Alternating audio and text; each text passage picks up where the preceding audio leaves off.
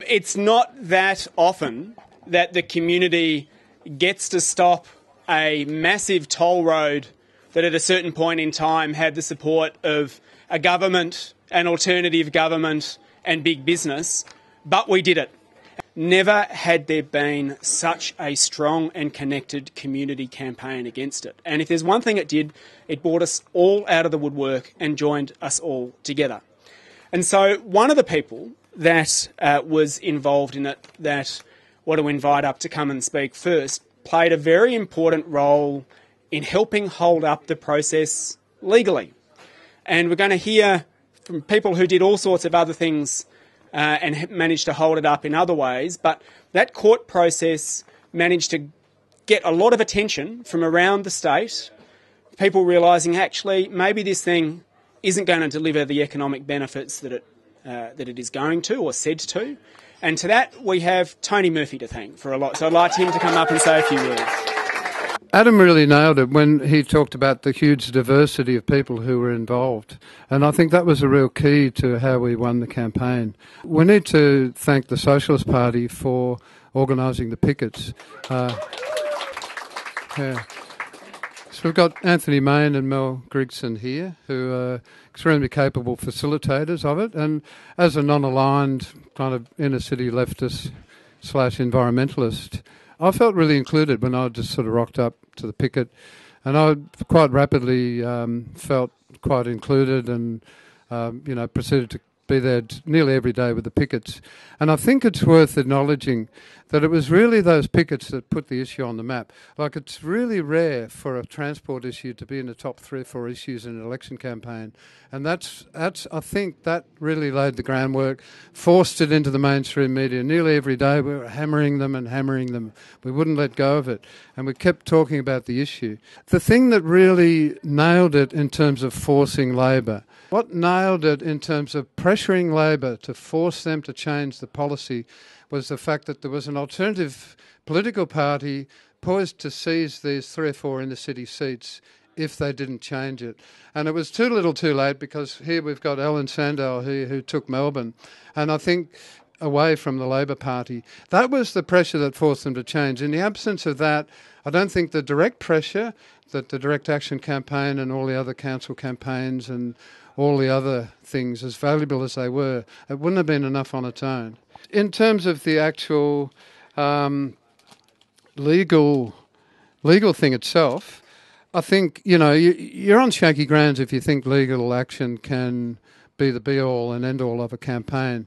But I think in our case, because we had Ron Merkel and we had the Fitzroy Legal Service just working tirelessly on it, and because there was a bit of a lull in the pickets by then, and we weren't sort of getting in the media as much, the legal challenge and the other council challenges as well, I think they actually got a bit more publicity than we would have got. So I think that was probably its major role.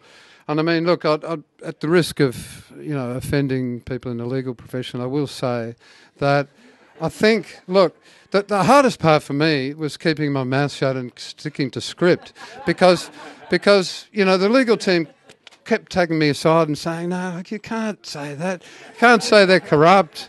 The government will accuse us of using the legal process for political ends. So you've got to tone it down, and that was really hard. I think that the High Court was too timid. I think they undervalued the disadvantage accruing to the taxpayer if they allowed the contracts to be signed, and they overvalued the so-called disadvantage that the consortium would have suffered if they'd granted the injunctions which we were seeking to restrain the government and the consortium from signing contracts prior to the election.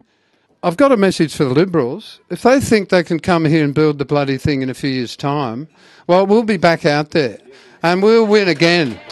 Tony's right. The picket really did help make this one of the issues that got elevated in the public mind and make it an election issue. And one of the reasons it got elevated so far in the public mind is that we had some incredible serial pests amongst us. And we had people who were willing to suffer the opprobrium of being maligned and slammed in the Herald Sun, which some might see as being quite a badge of honour, but nonetheless put themselves out there and put themselves on the line to ensure that not only was this issue brought up in the public arena, but it actually played a role in making sure that the project didn't proceed as quickly as people might have liked, pushed it out into an election context and allowed us to stop it. And so in that respect, I really want to ask you to applaud and acknowledge the work of everyone who was not only on the pickets but those who organised it, including Anthony Mayne from the Socialist Party, who I'd like to come up and ask him to come up to speak now. If we hadn't have stopped the East-West Link from going ahead, we would have been looking out the windows of this pub into a massive hole in the ground, because we should remember that the Liberals themselves wanted this project to be started actually before the November state election started. But obviously, because of the campaign, we were able not only to throw a spanner in the works of that, but in fact actually also help turf that government out of office in the process. And I think that was one of the byproducts that came out of this campaign, which was a very, very good thing. But I think, obviously stopping a massive infrastructure project like the East-West Link is just really no mean feat. There's not really many places in the world where communities are stopping massive toll road projects. And I think that we need to recognise that, congratulate ourselves on the one hand, but also really understand, how that happened and what took place, because we can then from there learn those lessons and use them and apply them into future struggles, because there definitely will be future struggles. I agree with Chris. I don't think this issue's going to go off the agenda. There's far too much money involved in it. And, we can see, in the political environment now, we've still got the threat of climate change. We've still got the threat of, new roads. We've still got the threat of big business domination. And while a lot of people are going on about Labor's commitment to public transport and so on and so forth, you really need only look no further than this issue that's been raised in the last week or so of the Western Distributor to actually have a proper understanding about where the priorities of this Labor government lie. I mean, they say that they can finish this new road if they start building it within a year or so, by 2020, and yet the Metro Rail would not be finished until 2026. I mean, what does that tell you about where the priorities of this government lie? When you've got a party that's funded by the oil lobby, by the road lobby, by the mega construction firms, well, you're going to get a party that prioritises roads over public transport, and it doesn't matter how much the Labor apologists want to try and cover that fact and pretend that they were part of this stopping the tunnel and all the rest of it. That is a matter of fact, and that is what that is the agenda that they are carrying out. That if it wasn't for our campaign, we'd be way further back than what we are. Metro Rail and other projects would not even be being talked about in the same way that they are. So I think that's something that we should, that is also another important byproduct of this campaign. Now, our campaign actually took something that the Liberals thought was going to be a vote winner and turned it into a total albatross around their neck.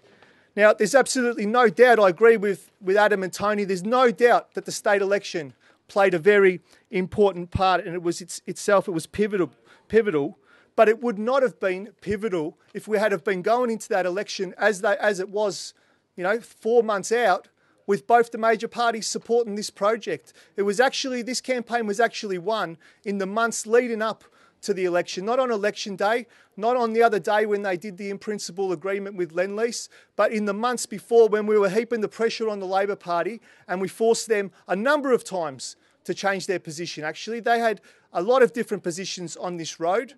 The first time that we had Dick Wynne under pressure, I recall, was down here at the Health Centre, where this is a man who was known as Labor Party muscle in his youth. He was sweating and shaking when he was speaking at that meeting, and residents were heckling him and booing and hissing him. And it was a few weeks later that Labor first changed their position. His message on that day was, stay tuned, we might be able to change something. But then they came out saying that they would honour the contracts, and obviously for us, that was not good enough.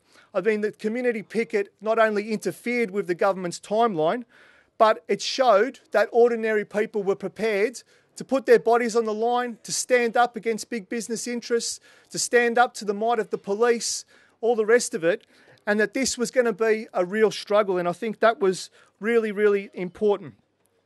We always said that the drilling was just the entree. How much we could have pulled it off, we don't know. That's for the crystal ball gazers or whatever. But what we planned to do was, if they ever had brought this thing to construction, was to try and organise mass community pickets at the site out here in the middle of Alexander Parade. Now, the Liberals might have thought that that was going to be okay. They'll be more than happy to go to war with an inner city electorate, left-leaning inner city seats. But there's no way that the Labor Party would have wanted to forego a honeymoon and get involved in a blue with we'd already shown that we were prepared to fight in their first weeks of coming to office. There's no way that they were prepared to risk that. And that, in my mind, is really why we saw the Labor Party changing their position, because they knew that this would have been a disaster for them and that they would not have been willing to grapple with. Now, while I think there was many different threads to this campaign, we all know the different people that were involved. I mean, there was things that played out in the courts, in the electoral arena, on the pickets itself. But in my mind, it was the actual act of ordinary people getting up, putting themselves in the way and actually hindering the process that really turned this situation around. And I don't think that things would have played out in the same way if that didn't happen. And I think that those are the people that we should be thanking here today. For me, I think every single one of them did themselves an absolute treat. It was a real honour to meet a whole lot of new people that I never knew before and to struggle with them.